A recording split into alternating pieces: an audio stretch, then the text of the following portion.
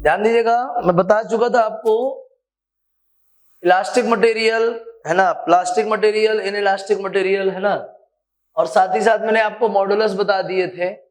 अच्छा, एक टर्म मैं कल बता रहा था आपको, कंप्रेसिबिलिटी। ठीक है, कंप्रेसिबिलिटी क्या होता है? Compressibility it is the reciprocal of, it is the reciprocal of क्या? Kappa, reciprocal of bulk modulus, reciprocal of क्या? Bulk modulus. What is the compressibility? It is the reciprocal of क्या? Bulk modulus. What is the compressibility? Compressibility is the reciprocal of क्या? Bulk modulus. ठीक है, reciprocal of क्या? Bulk modulus. ठीक है, unit क्या होती है इसकी? Unit newton inverse metre square. ठीक है, डायमेंशन फाइंड कर लेना, m-1 L T स्क्वायर। ठीक है, ये आपकी डायमेंशन हो गई। कंप्रेसिबिलिटी क्या है? टू द रेसिप्रोकल ऑफ क्या? Bulk modulus. इसके बाद समझिएगा elastic potential energy, elastic potential energy क्या होती है, बात को समझिएगा। मान लीजिए हमारे पास कोई वायर है, उस वायर पे मैंने फोर्स लगाया, F फोर्स लगाया, वायर में एक्सटेंशन हो गया। वायर में क्या हुआ? एक्सटेंशन हुआ। वायर पहले कितनी लंबी थी? L, अब कितनी हो गई है? L प्लस डेल L। समझिएगा, इनिशियली उस पर कोई फोर्स नहीं था और अब मैंने उस पर फोर्स लगाया। एवरेज फोर्स क्या हुआ? Sum of all observation upon number of observation, sum of all observation upon number of observation. तो कितना आ गया? F/2। हमने कुछ एक्सटेंशन किया, कितना एक्सटेंशन किया? Delta L। इस डेल्टा L एक्सटेंशन में कितना वर्क हुआ? तो W इज इक्वल, जो वर्क हुआ वही उसमें एनर्जी के फॉर्म में स्टोर हो गया, है ना। तो energy is equal to the amount of work done to extend the wire by the length क्या? Delta L। तो F average into displacement, U is equal to क्या आएगा? F/2 इंटू कितना? Delta L। तो potential energy equal to half of F। अब actual में है क्या? ये इलास्टिक मटेरियल के बारे में बात कर रहे हैं। तो इलास्टिक मटेरियल की अगर अपन एनर्जी की बात करते हैं तो डेफिनेटली हमें जो है मॉडुलस ऑफ इलास्टिसिटी से गुजरना होगा। तो मॉडुलस ऑफ इलास्टिसिटी से गुजरने के लिए यहाँ पर स्ट्रेस होना चाहिए। स्ट्रेस कैसे आएगा? ए का मल्टी डिवाइड। स्ट्रेन होना चाहिए, कैसे आएगा? एल का मल्टी और क्या? डिवाइड। समझिएगा, half of stress strain. Notice करें तो एरिया इंटू लेंथ, किसी भी का एरिया ऑफ क्रॉस सेक्शन और उसकी लेंथ का प्रोडक्ट हमेशा कहलाता है वॉल्यूम, कहलाता है वॉल्यूम। समझिएगा, तो elastic potential energy stored in a material क्या होगी? हाफ ऑफ, सॉरी क्या लिख दिया मैंने? Volume. Half of stress strain into क्या? Volume. Half of stress strain into क्या? Volume. Energy per unit volume क्या होगी? Energy per unit volume half of stress into strain. ठीक है, एनर्जी पर यूनिट वॉल्यूम क्या होगी? हाफ ऑफ स्ट्रेस इनटू क्या? Strain. अब जैसा कि हमको मालूम है कि y इज इक्वल्स टू होता है स्ट्रेस अपॉन स्ट्रेन। ठीक है, तो मैं स्ट्रेस को क्या लिख सकता हूं? y into strain. तो एनर्जी बराबर क्या आएगी? एनर्जी E बराबर क्या आएगा? हाफ ऑफ, मैं स्ट्रेस की जगह पे क्या लिख दूंगा? y इंटू स्ट्रेन, पहले से एक स्ट्रेन है तो y इंटू स्ट्रेन स्क्वायर। आ गया समझ में? तो potential energy, elastic potential energy of a material per unit volume क्या होगी? Half of Young modulus of elasticity into strain square. आ गया समझ में? कोई प्रॉब्लम है? ये क्या? Potential energy stored in elastic material. छाप लीजिए जल्दी से इसको।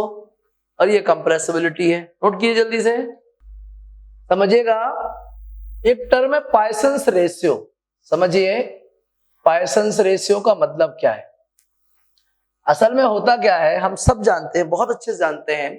मान लीजिए कोई वायर है, इस वायर की लेंथ मान लीजिए 6 सेंटीमीटर है या 10 सेंटीमीटर है। मैंने इस वायर को एक्सटेंड करा, अभी इसका एरिया ना 10 सेंटीमीटर स्क्वायर है, 4 सेंटीमीटर स्क्वायर है। अभी इसका एरिया क्या है? 4 सेंटीमीटर स्क्वायर है और इसकी लेंथ क्या है? 10 सेंटीमीटर है। ठीक है, एरिया 4 सेंटीमीटर स्क्वायर है और लेंथ क्या है 10 सेंटीमीटर। मैंने फोर्स लगा के जब मैं इस वायर को एक्सटेंड करना चाहूंगा तो आप भी जानते हो इसका लेंथ बढ़ जाएगा। तो क्या लगता है आपको, ये जितना मोटा वायर था क्या उतना मोटा अभी भी रहेगा? जल्दी बताइए, जितना मोटा वायर था क्या अभी भी उतना ही मोटा रहेगा? जल्दी बोलो स्पीड से। अगर मैं इस वायर को एक्सटेंड करता हूं, अभी इसका 4 सेंटीमीटर स्क्वायर है एरिया ऑफ क्रॉस सेक्शन, अगर मैं इसको एक्सटेंड करूंगा ऑब्वियसली लेंथ बढ़ जाएगा। क्या इसका एरिया उतना ही रहेगा कि कम जाएगा कि बढ़ जाएगा? क्या होगा जल्दी बताओ? एरिया क्या होगा, इंक्रीज, डिक्रीज या अनचेंज? जल्दी बताओ क्या होगा, बोलिए क्या होगा? एरिया, एरिया डिक्रीज होगा। क्या होगा? Area decrease. जब भी अपन किसी वायर में कोई लोड लगाते हैं तो माना कि लंबाई बढ़ जाती है ना, लेकिन ये भी मान लीजिए कि वो जो एरिया ऑफ क्रॉस सेक्शन है वो डेफिनेटली क्या हो जाता है, डिक्रीज हो जाता है। मतलब कि आपने जब स्ट्रेस अप्लाई करा तो स्ट्रेन दो डायरेक्शन में देखने को मिलता है आपको, एक अलोंग द लेंथ और एक परपेंडिकुलर टू लेंथ। देखिए ये एरिया है, एरिया कॉन्ट्रैक्ट हो रहा है, स्ट्रेन किस तरह मूव कर रही है, लेफ्ट टू राइट या राइट टू लेफ्ट। ये लंबाई है, लोड लगाया और बढ़ गई, ये लंबाई है, लोड लगाया और बढ़ गई, ऊपर से नीचे, और एरिया कम हो गया, बाएं से दाएं, लेफ्ट टू राइट या राइट टू लेफ्ट, जो भी बोले। तो आपने क्या देखा, जब भी अपन किसी मटेरियल में लॉन्गिट्यूडिनल स्ट्रेस अप्लाई करते हैं तो उस मटेरियल में दो तरफ से स्ट्रेन होती है, एक तो लॉन्गिट्यूडिनल स्ट्रेन और दूसरा क्या लेटरल स्ट्रेन। कौन सा स्ट्रेन? लेटरल। जो लेंथ वाइज कंट्रैक्शन या एक्सपेंशन होता है वो क्या है, लॉन्गिट्यूडिनल स्ट्रेन। और जो उसके परपेंडिकुलर होता है, देखिए ये लेंथ वाइज ऊपर से नीचे और एरिया कहां, लेफ्ट टू राइट या राइट टू लेफ्ट, कंप्रेशन या फिर क्या, एक्सपेंशन। तो कहने का मतलब ये हुआ कि आप अगर किसी भी वायर पे लोड अप्लाई करते हो, स्ट्रेस अप्लाई करते हो, तो दो तरीके की स्ट्रेन देखने को मिलेगी आपको, एक वर्टिकली डाउनवर्ड या अपवर्ड और दूसरी लेफ्ट टू राइट या राइट टू लेफ्ट, ठीक है ना। एक लॉन्गिट्यूडिनल और दूसरा लॉन्गिट्यूडिनल के परपेंडिकुलर। तो जो लॉन्गिट्यूडिनल के परपेंडिकुलर है उसे अपन क्या बोलेंगे, उसको बोलेंगे अपन लेटरल स्ट्रेन। क्या बोलेंगे? Lateral strain. क्या बोलेंगे? Lateral strain. तो what is the Poisson's ratio? It is the ratio of lateral strain to the longitudinal strain. कौन सा स्ट्रेन? Longitudinal strain. डायग्राम बना लीजिएगा। कौन सा strain? Lateral strain upon longitudinal strain. जब भी अपन किसी वायर पे स्ट्रेस अप्लाई करते हैं वो दो तरफ उसमें स्ट्रेन देखने को मिलता है, एक अलोंग द लेंथ, एक परपेंडिकुलर टू लेंथ। क्या बोलते हैं अपन इसको? Lateral strain. और वो जो पहले वाला था वो लॉन्गिट्यूडिनल स्ट्रेन। तो सिग्मा इक्वल क्या आएगा, minus delta D upon D, change in diameter upon original diameter. मतलब ये पक्की सी बात है कि डायमीटर डिक्रीज होगा, delta L upon L, change in length upon original length. क्या बोलते हैं अपन इसको? पॉइसंस रेशियो। क्या बोलते हैं? पॉइसंस रेशियो। ये स्ट्रेन्स का रेशियो है, मतलब ये कैसा है, dimension less. Sigma is a dimension less quantity. कौन सा क्वांटिटी है? Dimension less quantity. आ गया समझ में? क्या क्लियर नहीं हो बताइए? What is the Poisson's ratio? It is the ratio of lateral strain to the longitudinal strain. जब भी अपन किसी मटेरियल में स्ट्रेस अप्लाई करते हैं तो लॉन्गिट्यूडिनल स्ट्रेस अप्लाई करने पे दो टाइप की स्ट्रेन देखने को मिलती है, लॉन्गिट्यूडिनल भी और क्या, लेटरल। उसी का रेशियो क्या कहलाता है? सिग्मा कहलाता है, पॉइसंस रेशियो कहलाता है। आ गया समझ में? जल्दी से इसको भी नोट करिए, फिर आगे बात करते हैं। छापिए प्लीज, समझिएगा। अब मैं आपको बताने जा रहा हूं stress strain curve, stress strain curve, ठीक है। समझिएगा, स्ट्रेस अप्लाई करने पे स्ट्रेन किस तरीके के वेरिएशन मिलते हैं, समझिएगा। मान लीजिए मेटालिक वायर की बात करता हूं, ठीक है। जनरली हमने सुना है इन लिमिट ऑफ इलास्टिसिटी, तो हम तो ग्राफ के बारे में तब तक ही बात करेंगे जब तक हम लिमिट ऑफ इलास्टिसिटी में रहेंगे, ठीक है। आप स्ट्रेस अप्लाई करोगे, स्ट्रेन आपको बहुत ही कम मिलता है मेटालिक वायर के लिए, ठीक है। ये स्ट्रेस है, याद रखें, स्ट्रेस अप्लाई करने पे स्ट्रेन का अमाउंट बहुत ही कम मिलता है मेटालिक वायर में। ठीक है, यहां तक आप बढ़िया गए। ये क्या बताता है? इलास्टिक कैरेक्टर बताता है। क्या बताता है? Elastic character. आप इस पॉइंट पे पहुंचे, ये क्या है? Limit of elasticity. क्या है ये? Limit of elasticity. आप इधर पहुंचे, ये क्या है? ब्रेकिंग पॉइंट या क्रिटिकल पॉइंट। क्या है ये? Critical point. और यहां के बाद ये क्या है? Point of fracture. Point of fracture. आया समझ में? क्या होता है? आप अगर किसी मटेरियल पे स्ट्रेस अप्लाई करते हो तो आपको स्ट्रेन देखने को मिलती है। हालांकि एक्सपीरियंस तो अपन स्ट्रेन करते हैं ना, स्ट्रेन एक्सपीरियंस करते हैं तो देखते हैं अपन कि स्ट्रेस अप्लाई करते करते हमको ना बहुत सारा स्ट्रेन देखने को मिलता है, लेकिन मेटालिक वायर्स में ज्यादा स्ट्रेन देखने को नहीं मिलता।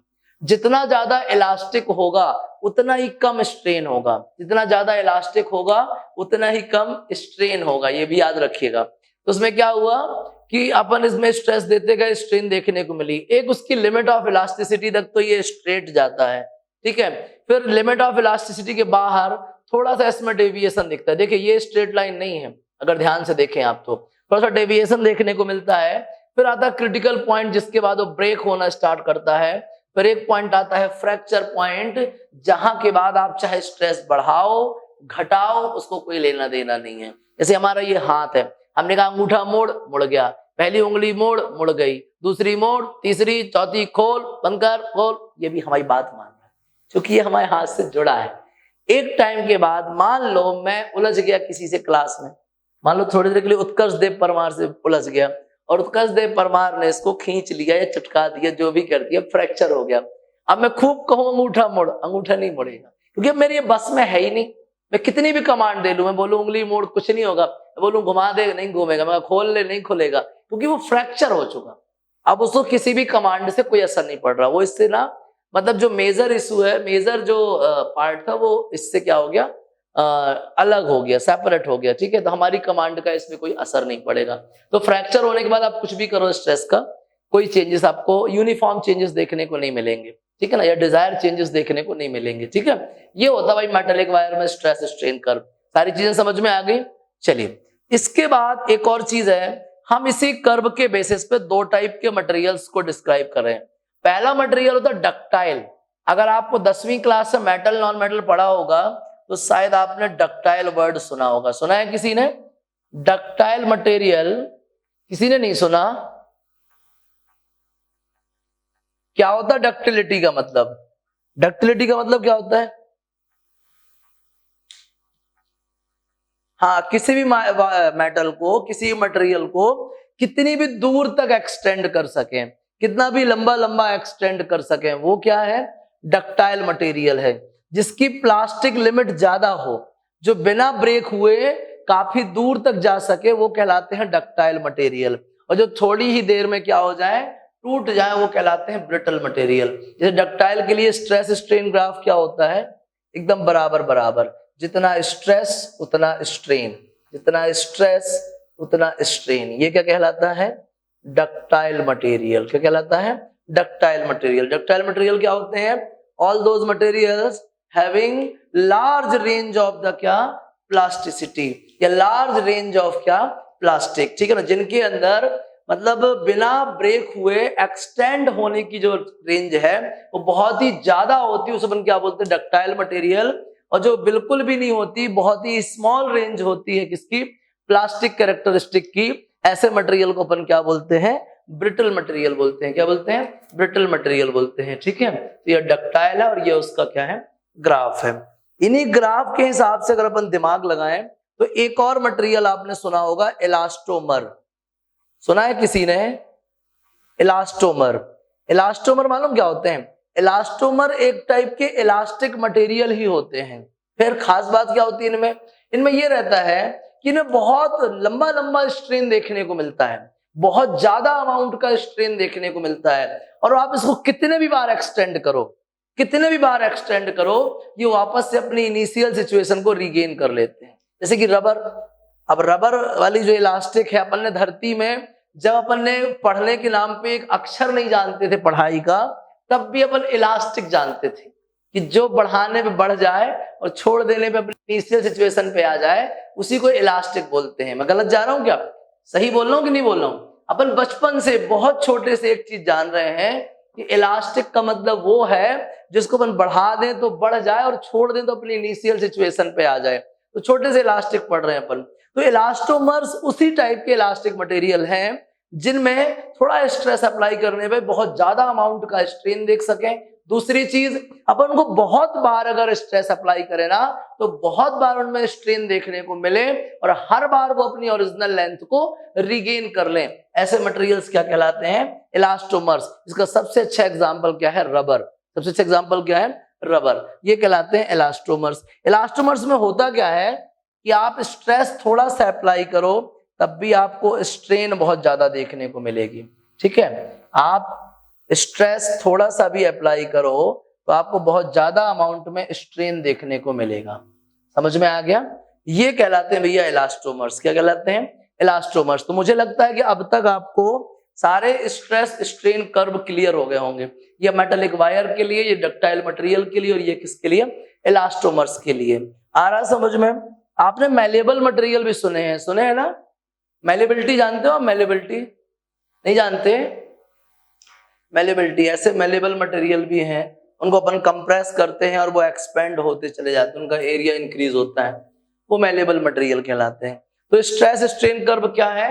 ये एक रिलेशनशिप है जो बताता है कोई मटेरियल की वो जो इलास्टिक स्ट्रेंथ है वो कितनी ज्यादा है, इलास्टिक रेंज कितनी ज्यादा है। आया समझ में? कोई प्रॉब्लम है? इसको भी नोट करिए, फिर आगे बात करते हैं। छापिए प्लीज।